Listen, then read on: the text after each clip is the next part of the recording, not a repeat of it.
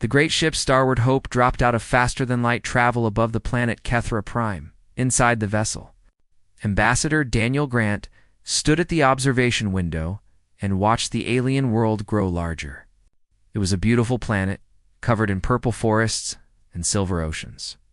This was the heart of galactic civilization, home to the Galactic Council that ruled over 400 species across 1 million star systems. Daniel was 53 years old with gray hair and tired eyes. He had spent 30 years as a diplomat, solving conflicts between nations on Earth and later between human colonies scattered across 17 star systems. But this mission was different. This was humanity's first official contact with the greater galactic community. His wife Catherine had begged him not to go. She had held his hands the night before his departure and looked at him with fear in her eyes. Something felt wrong about this invitation, she said. The aliens had watched humanity for decades without making contact. Why now? Why so sudden? Daniel had kissed her forehead and promised to return safely. He believed in this mission. Humanity needed friends among the stars. They could not survive alone in a galaxy full of ancient and powerful civilizations. The shuttle carried him down through the atmosphere. A young officer named Kevin Shaw piloted the craft while monitoring the communication channels. Kevin was only 26, fresh from the academy, chosen for this mission because of his skill with alien languages. "Sir, I'm picking up a lot of chatter," Kevin said. "The Council is broadcasting your arrival to every corner of the galaxy. Billions of beings are watching." Daniel nodded calmly. "Good. Let them see that humans come in peace." The Council chamber was unlike anything Daniel had ever seen. The building was a massive dome made of crystal that changed colors based on the emotions of those inside. Right now, it glowed a cold blue. Hundreds of alien delegates sat in circular rows that rose toward the ceiling. Some were creatures of flesh and bone. Others were made of metal or energy or substances Daniel could not identify. At the center of the chamber sat the 12 members of the High Council, the rulers of the most powerful species in the galaxy. The leader was High Chancellor Voreth, a reptilian creature called a Draconith. His scales were black as night, and his yellow eyes watched Daniel with obvious contempt. Daniel walked to the center of the chamber and stood on a small platform. He wore the formal uniform of Earth's diplomatic corps, blue and silver with medals on his chest. He carried no weapons. He had come to talk, not to fight. "You are the human," Voreth said. His voice was deep and harsh, translated into English by a device in Daniel's ear. "Your species has spread quickly through the galaxy. 17 systems and 40 cycles. This concerns the Council." Daniel bowed his head respectfully. "High Chancellor, I come on behalf of all humanity to offer friendship. We seek trade, cultural exchange, and mutual cooperation. We have much to learn from the wisdom of older civilizations." A ripple of sound passed through the chamber. Some of it might have been laughter. The Vexari ambassador spoke next. She was an insect-like creature with multiple arms and large compound eyes. "We have studied your species carefully, human. Your history is filled with violence. You slaughter each other over resources, over beliefs, over the color of your skin. You nearly destroyed your own planet through greed and stupidity." "We acknowledge our past mistakes," Daniel said, keeping his voice steady. "But humanity has changed. We united our world. We ended our wars. We learned to work together. You learned nothing," said a being made of pure light.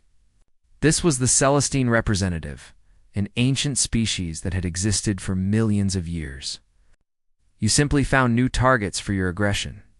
Your expansion into space proves this. You consume worlds like a plague." Daniel felt the first touch of fear in his chest. This did not feel like a negotiation. It felt like a trial where the verdict had already been decided. "May I ask why the Council invited us here?" he asked.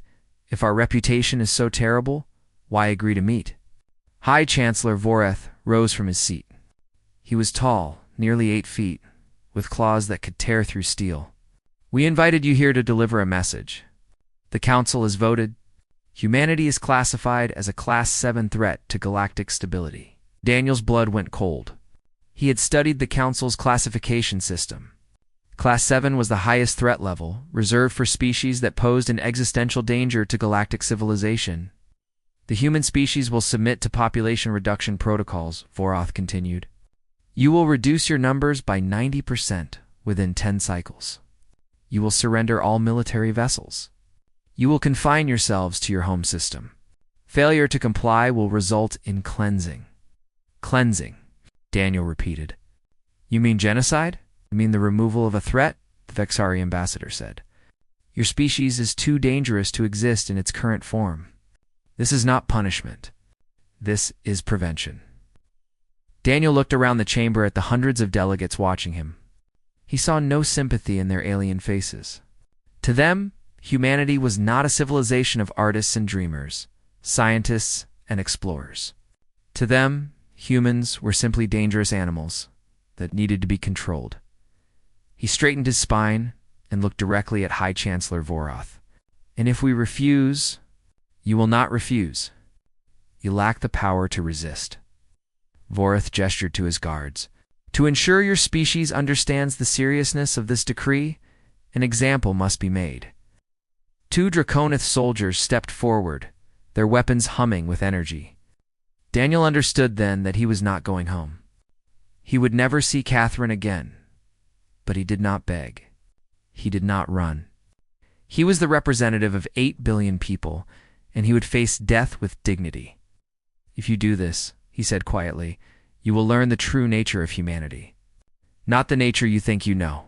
The nature that has survived ice ages and plagues and wars that should have destroyed us. The nature that makes us the most stubborn and vengeful species ever to crawl out of the mud. Voroth's yellow eyes showed no concern. Execute him. The energy bolt struck Daniel in the chest. He fell to the ground, his eyes still open, still defiant. Ambassador Daniel Grant died on the cold floor of the council chamber while billions of alien beings watched high above the planet. Kevin Shaw sat frozen at his controls. The live feed played on his screen, showing the body of the man he had been honored to serve. His hands shook as he reached for the emergency beacon. Command, this is Shaw aboard the shuttle. The ambassador is dead. Repeat, Ambassador Grant has been executed by the Galactic Council. They're demanding we reduce our population by 90% or face extinction. How? He took a deep breath and added words that would echo through. History, I think they just started a war. They cannot possibly understand. The message traveled. Across the stars at faster than light speed, it reached Earth in 17 minutes, within an hour. It had spread to every human colony, every ship, every outpost, and deep within the military command centers of Earth, officers began unlocking files that had never been meant to see the light of day. Plans created for the worst possible scenario. Plans that would teach the galaxy why humanity had survived when so many other species had failed, the Council believed. They had sent a message by killing Daniel Grant. They had no idea what message they were about to receive in return. The war room was buried. Deep beneath the Rocky Mountains, protected by a mile of solid rock and the most advanced shields humanity had ever built. It was designed to survive anything, from nuclear attacks to asteroid impacts. The men and women who gathered there now hoped they would never need to use it. Admiral Patricia Cole stood at the head of the table. Watching the recording of Daniel Grant's execution for the 5th time, she was 61 years old, a veteran of 3 military campaigns, and she had never felt such cold rage in her entire life. Around her sat the Joint Chiefs of the United Earth Defense Force. General Marcus Webb commanded the ground forces. Admiral Sandra Kim led the fleet. Director Charles Porter ran intelligence operations. They had spent their careers preparing for threats from hostile nations or rebellious colonies. None of them had prepared for this. They shot him like a dog, Marcus said, his voice rough with emotion. A diplomatic envoy, protected under every law of civilized contact. They murdered him on live broadcast for the entire galaxy to see. The message is clear, Sandra replied. They don't see us as civilized. They don't see us as people. We're pests to be exterminated. Patricia turned away from the screen.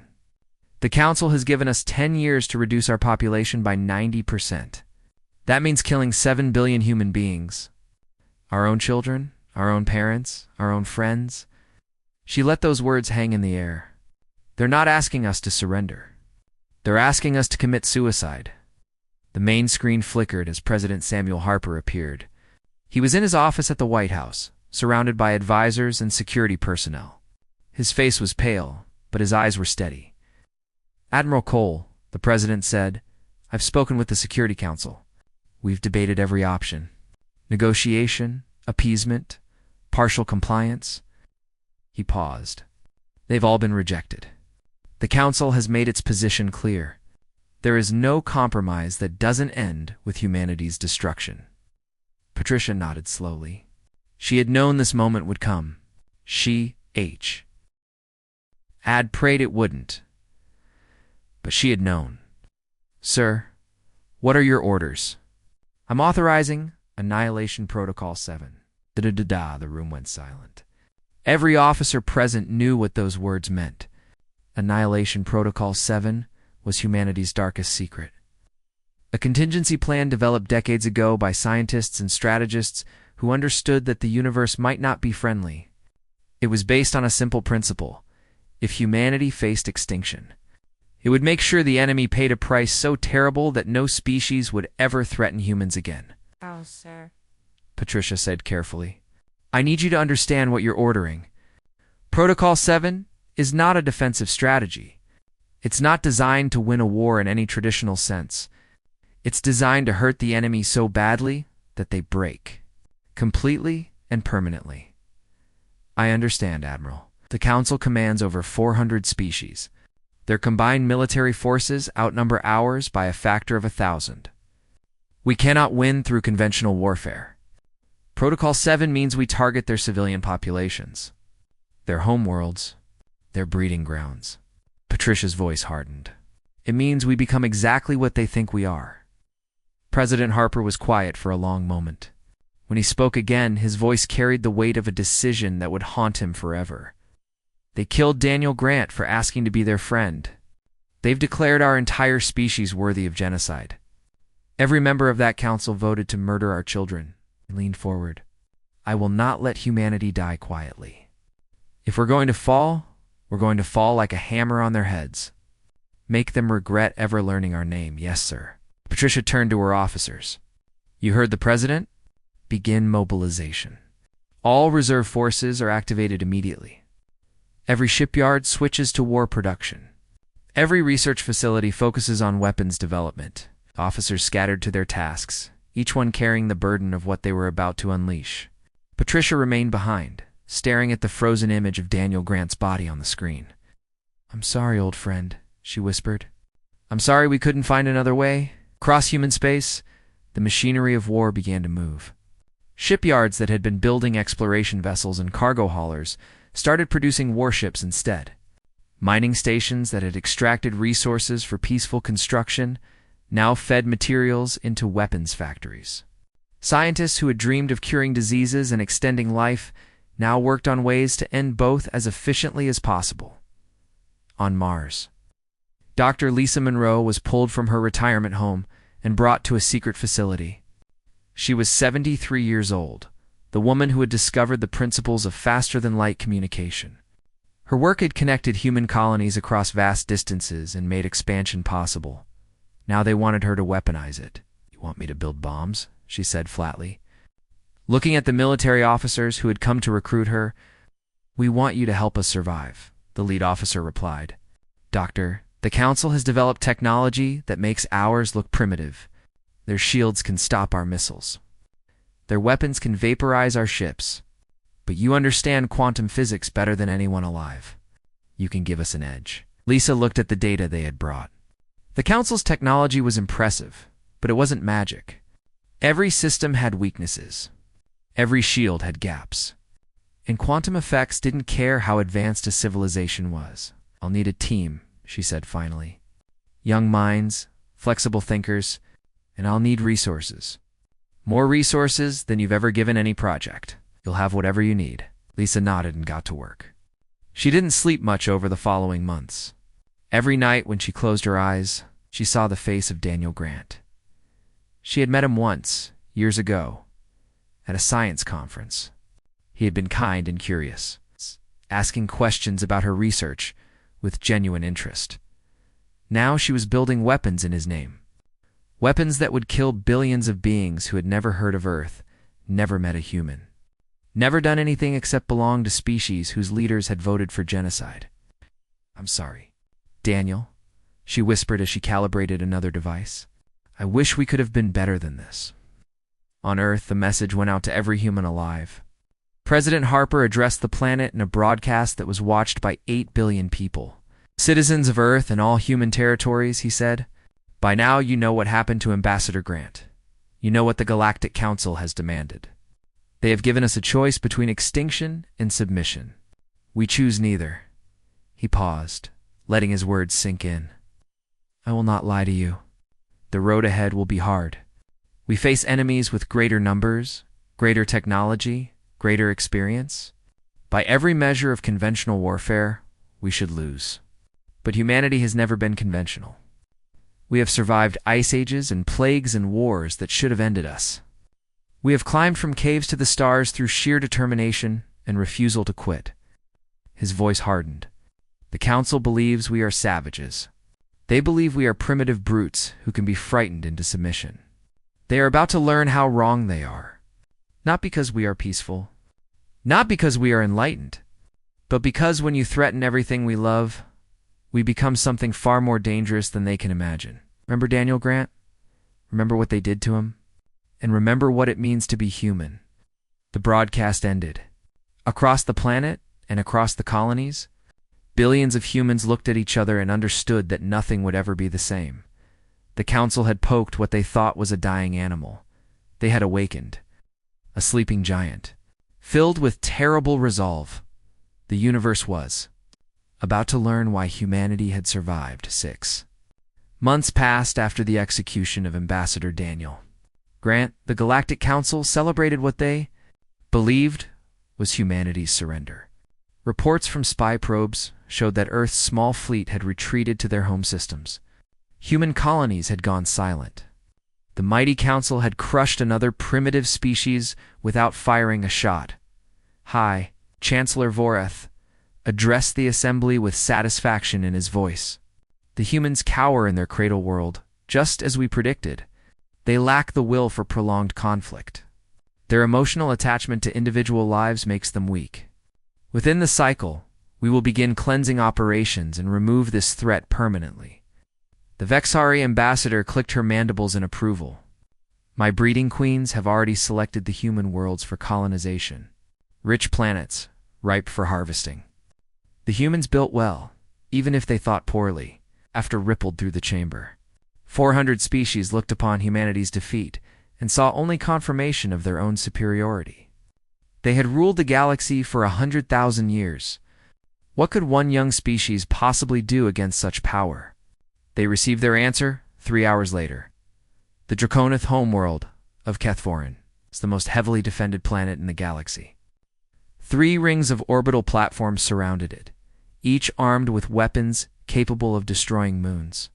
A planetary shield protected the surface, generated by reactors that drew power from the planet's core.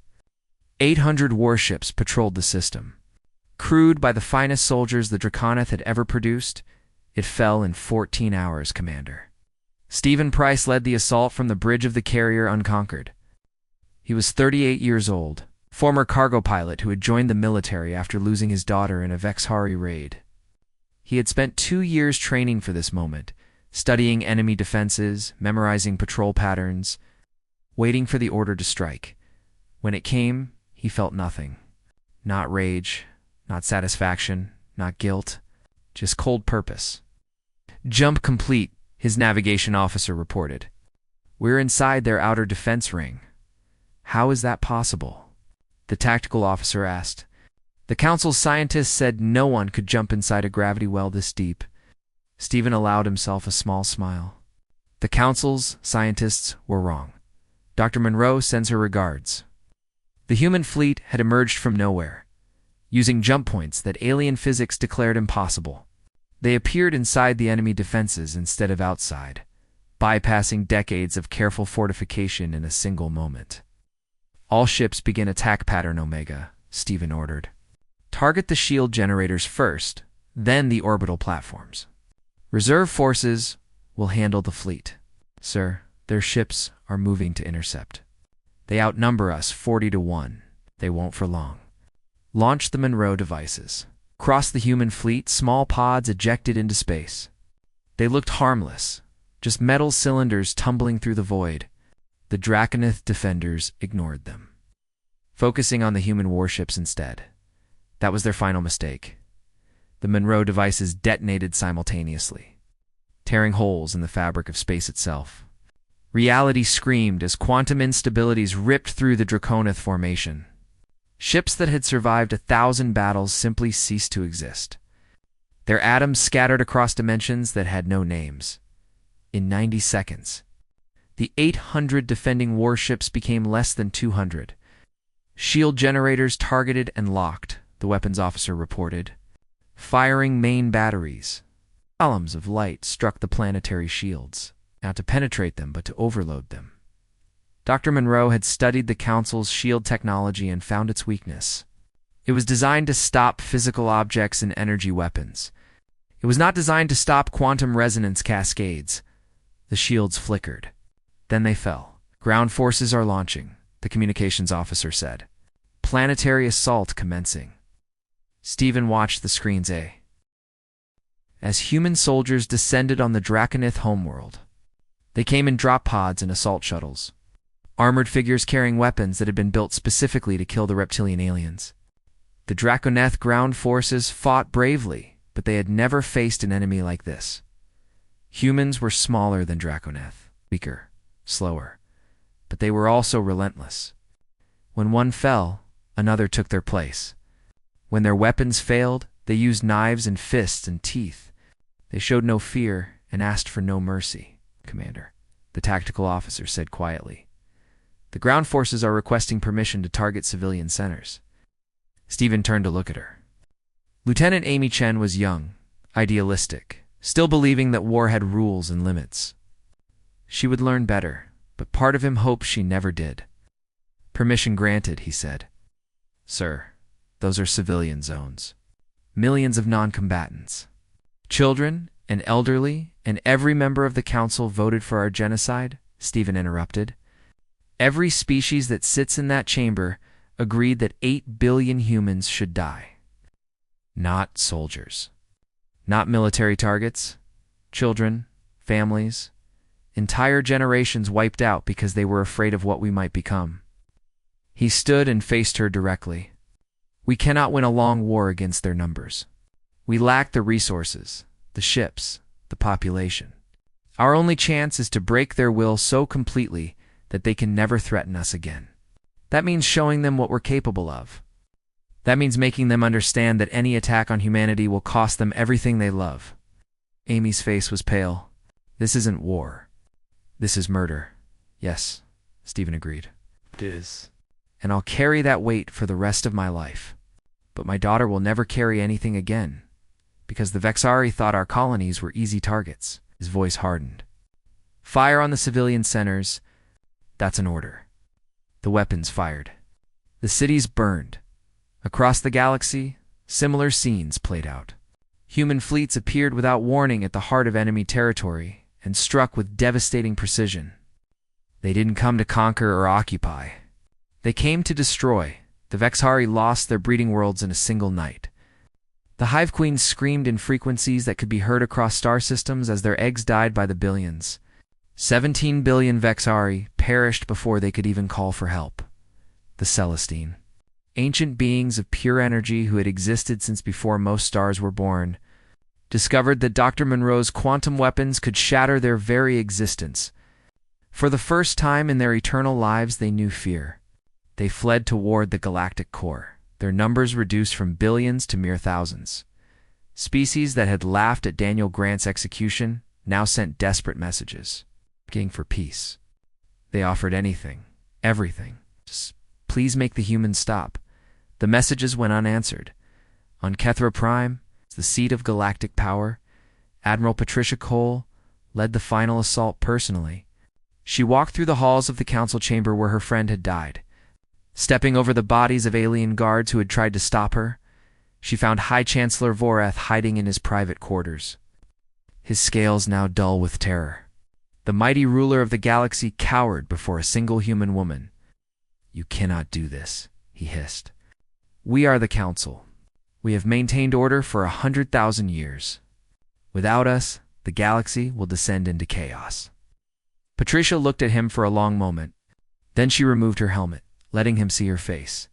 The face of an ordinary human, lined with age and grief and terrible determination. "You're probably right," she said. "We probably can't build anything better than what you had. We're too young, too damaged, too broken by our own history." She raised her weapon. "But we're very, very good at tearing things down." "You taught us that." The shot echoed through the empty halls. The Galactic Council, which had ruled for 100,000 years, ended with a single bullet, and humanity stood alone in the ashes, victorious and terrified of what it had become. 1 year after the war began, it was over. Humanity had achieved what every military expert in the galaxy believed was impossible. They had defeated the combined forces of the Galactic Council, destroyed its leadership, and broken the power of species that had ruled the stars for millennia. The cost was beyond anything that could be measured. 63 species had been reduced to small surviving populations. 14 had been completely destroyed, their worlds now silent graves floating through empty space. The great civilizations that had looked down on humanity with contempt now lived in refugee camps, dependent on their conquerors for food and water, and the basic needs of survival. And humanity itself was changed in ways that could not be undone. Commander Stephen Price sat alone in his quarters aboard the Unconquered, staring at a photograph of his daughter. Her name had been Emma. She had been 6 years old when the Vexhari took her. She had loved to draw pictures of stars and spaceships, dreaming of the day she would travel among them. Stephen had joined the military to protect other families from suffering the same loss. He had trained and fought and sacrificed so that no other father would feel what he felt. Now he had killed billions. He had ordered the destruction of cities and the slaughter of civilians. He had watched children burn and felt nothing but cold. Satisfaction. His door chimed. Dr. Lisa Monroe entered without waiting for permission. She was thinner than she had been a year ago, her hair completely gray now, her eyes carrying shadows that would never lift. "I've run the calculations," she said quietly. "The Vexhari breeding population has fallen below sustainable levels. Even with maximum intervention, even if we help them rebuild, their species will be extinct within 3 generations. "Good." Lisa flinched at the word. "Stephen, they had children. They had families and dreams and art and music. 10 million years of civilization, and we erased it in a single night. They voted to erase us first." Stephen's voice was flat, empty of emotion. Every single member of the council agreed that humanity should be reduced to nothing. They didn't see us as people. They saw us as vermin to be exterminated. "I don't feel guilty for what we did. I just feel empty." He finally looked at her, and she saw the terrible truth in his eyes. The man who had commanded the destruction of worlds was not a monster. He was broken, hollowed out by what he had done, even though he believed it was necessary. "How do we live with this, Lisa?" She had no answer. On Earth, the same question was being asked in every home, every church, every counselor's office. The celebrations of victory had lasted only a few hours before the reality set in. Humanity had survived, but what had survived? They had become exactly what the council had accused them of being. Killers, destroyers, monsters. President Samuel Harper announced his resignation in a speech that was watched by the entire human race. His face was haggard, aged 20 years and 12 months. His hands shook as he gripped the podium. "I ordered the Annihilation protocol," he said. "I made the decision to target civilian populations. I chose survival over mercy, victory over conscience. I do not regret that decision. Given the same circumstances, I would make the same choice again. But I cannot continue to lead a people into peace when my hands are so stained with blood." He paused, struggling to maintain his composure. History will judge whether what we did was justified. I only know that someone else must guide humanity now. Someone whose soul is not as damaged as mine. His successor was Vice President Maria Santos, a woman who had spent the war coordinating humanitarian aid for displaced human colonists. She was 44 years old and had never ordered anyone's death. She understood both the necessity of what had been done and the moral catastrophe it represented. Her first act was to establish the Grant Memorial, a vast archive dedicated to preserving the cultures of the species humanity had destroyed. Every piece of art that could be recovered, every scientific discovery, every historical record, every fragment of music and literature was gathered and protected. "We cannot bring back the dead," she said in her inauguration speech. "We cannot undo the destruction we have caused. But we can remember. We can ensure that the universe knows these civilizations existed. They created beauty and meaning, that their lives mattered even though we ended them." Admiral Patricia Cole did not attend the ceremony. She had resigned her commission the day after the council fell and retreated to a small cabin in the mountains of Colorado. When reporters came seeking interviews, she turned them away without speaking. When the government offered her medals and honors, she refused them all. She had killed High Chancellor Vorath with her own hand. She had watched the light fade from his yellow eyes and felt a moment of savage satisfaction. Daniel Grant had been avenged. The creature who had ordered his death had paid for his crime. But in the weeks that followed, Patricia found herself thinking about the Draconith children who had died in the bombardment of their homeworld. They had not voted for genocide. They had not known anything about humanity, or Earth, or the Council's decisions. They had simply been born to the wrong species at the wrong time. She could not reconcile those thoughts with what she had done, so she stopped trying.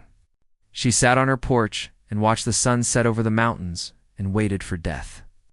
To release her from memories she could not escape. She would die 3 years later, alone, having never spoken publicly about the war. But not all of humanity retreated into guilt and silence. On the ruins of Kethra Prime, a young doctor named William Hayes worked 20-hour days treating the survivors. He had lost his entire family in the initial Vexhari attacks, the raids that had triggered humanity's first military response. He had every reason to hate the aliens, who now depended on him for medical care. Instead, he knelt beside a dying Draconith child and held her clawed hand as she passed. He cleaned wounds and set broken bones and administered medicine to beings who had cheered for his extermination just 1 year ago. "Why do you help us?" a Draconith mother asked him after he saved her injured son. "We killed your people. We voted for your destruction. We deserve everything that happened to us." William was silent for a long moment. His hands still bore scars from the surgery he had just performed. Working for 6 hours to repair damage that human weapons had caused. "Because if I stop seeing you as people," he finally said, "then they win. The ones who started this, the ones on both sides who decided that some lives matter less than others." He looked at her with eyes that had seen too much death. "You made a terrible mistake. You'll pay for it for generations. But I refuse to become what you thought I was." The mother stared at him in confusion. In her entire life, no enemy had ever shown mercy. The strong destroyed the weak, and the weak accepted their fate. That was how the galaxy worked. That was how it had always worked, but this human, this member of a species she had dismissed as primitive savages, was rewriting the rules. He was offering something she had never experienced: compassion without forgiveness, help without absolution, the recognition that even those who deserve punishment remain beings. It's worthy of basic dignity. It was not enough to heal the wounds between their species. Nothing would ever be enough for that. But it was a beginning.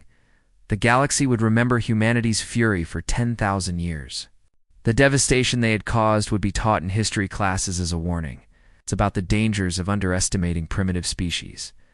But a few would also remember William Hayes, kneeling in the ashes of a ruined world, holding the hand of a dying child who belonged to his enemy.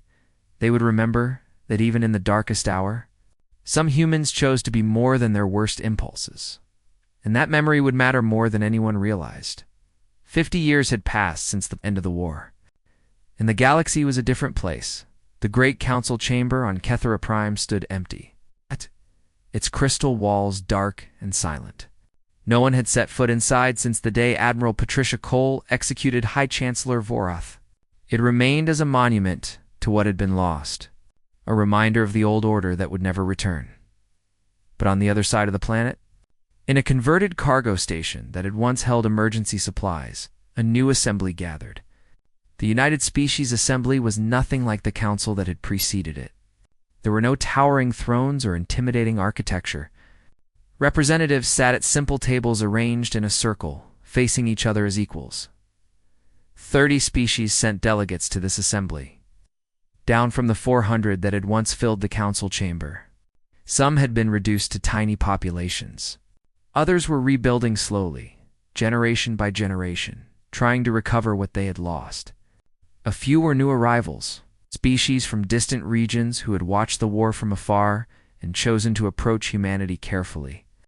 With respect, instead of contempt, Ambassador Catherine Grant stood at the center of the circle, preparing to deliver the most important speech of her life. She was 47 years old, the daughter of Daniel and Catherine Grant. Her father had died on the floor of the old council chamber, executed for the crime of seeking peace. Now she stood in his place, trying to finish what he had started. "My father believed that different species could live together in harmony," she said, her voice steady despite the weight of history pressing down on her. "He believed that if we approached each other with respect and good faith, we could build something better than fear and violence. The council killed him for that belief." She paused, looking around at the alien faces watching her. Some still showed suspicion and hatred. Others displayed something more complicated, a mixture of fear and hope and uncertainty. "In response to his death, my species nearly destroyed this galaxy. We unleashed weapons that killed billions. We wiped civilizations from existence. We became exactly what the council claimed we were, savage and merciless and terrifying. We carry that weight. Every human alive carries it. We will carry it forever." Catherine straightened her shoulders. "But today, I stand before you not as a conqueror. I stand here as a neighbor. We have seen the worst of each other. We have done terrible things to each other. The question now is whether we can find something better." She reached into her pocket and pulled out a small object, a worn photograph that had been carried across 50 years and countless light years. It showed a man in a diplomatic uniform, smiling at the camera with hope in his eyes. "This was my father. He died believing that peace was possible. I don't know if he was right. I've seen too much evidence against it, but I'm willing to find out." She looked around the chamber. "Are you?" The vote was not unanimous. It never would be. Some species refused to trust humanity, and perhaps they were wise to refuse. But the Treaty of Reconciliation passed, establishing the framework for a new galactic order. An order built not on dominance and fear, but on mutual survival. After the session ended, Catherine walked through the station corridors alone. She needed time to think, to process what had just happened. Her father's dream had taken a small step toward reality. It was not enough, but it was a beginning. She found an old Draconith waiting for her near the exit. His scales were faded with age, and he walked with a heavy limp, injuries from the bombardment of his homeworld that had never fully healed. "You are his daughter," the Draconith said. "The Envoy we murdered." Catherine felt a flash of old anger, the fury that every human felt when they thought about what had happened in the council chamber. But she pushed it down. Anger would not help now. "Yes, I am his daughter. That day, I was a junior guard. I didn't fire the shot that killed him, but I stood by and did nothing." The old Draconith lowered his head in a gesture of shame. "I have waited 50 years to say this. I am sorry. What we did was wrong. What your people did in response was terrible but understandable. But I am sorry that it began with us." Catherine was silent for a long moment. She thought about her father, about the stories her mother had told before she died, about a man who believed in the best of every species, even as they prepared to murder him. "My father would have forgiven you," she finally said. "He forgave everyone. It was his greatest strength, and his greatest weakness. She reached out and touched the old soldier's shoulder. I'm not as good as he was. I don't know if I can forgive, but I can try to move forward. Is that enough? The Draconith nodded slowly. I have granddaughters now. They have never known war with humans. They play games with human children in the integration camps. They don't understand why their elders weep when Earth ships appear in the sky. Maybe that's the point, Catherine said. Maybe peace isn't something we achieve. It's something we teach. One generation at a time, until the ones who remember the horror are gone and only the hope remains. Across human space, on a quiet farm in what had once been Kansas, an old man sat on his porch watching the sunset. Commander Stephen Price was 91 years old. His hands were too weak to hold a weapon. His mind was too tired to relive the nightmares that still visited him on some nights. A young woman sat beside him. His great-granddaughter, Alina, she was 20 years old, studying medicine at the university. She wanted to be a healer, not a destroyer. She wanted to fix things instead of breaking them. Great-grandpa, she asked, do you think we did the right thing? In the war, I mean. Stephen was quiet for a long time. The sun sank lower, painting the sky in shades of orange and red. The colors reminded him of burning cities and dying worlds, but he pushed those memories aside. We did what we had to do, he finally said. They gave us no choice. Kill or be killed. And we chose to live. He turned to look at her, his eyes still sharp, despite his years. But doing what you have to do doesn't make it right. Nothing makes it right. It just makes it necessary. How do you live with that? You don't. He reached over and took her hand, his grip gentle but steady. You carry it. Every day for the rest of your life, you carry it. And you spend that life trying to build something worthy of the price you paid.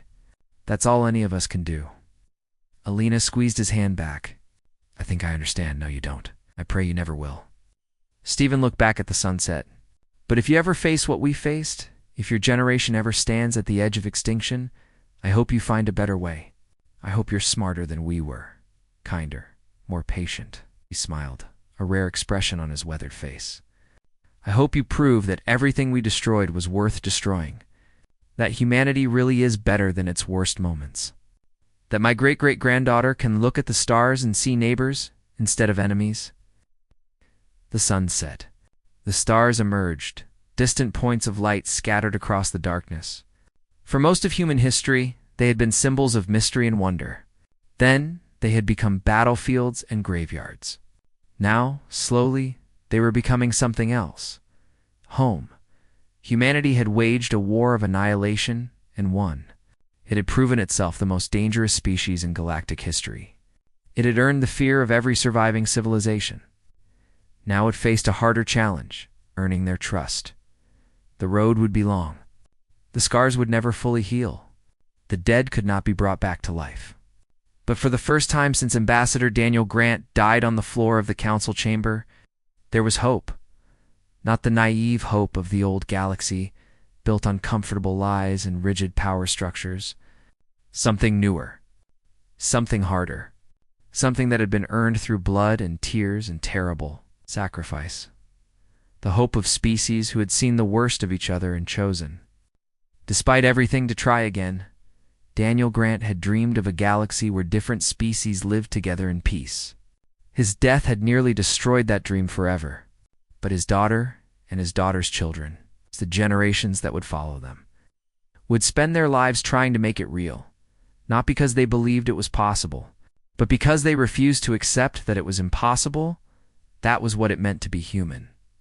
And in the end, that stubbornness, that refusal to give up even when all hope seemed lost, would change the galaxy more than any weapon ever could.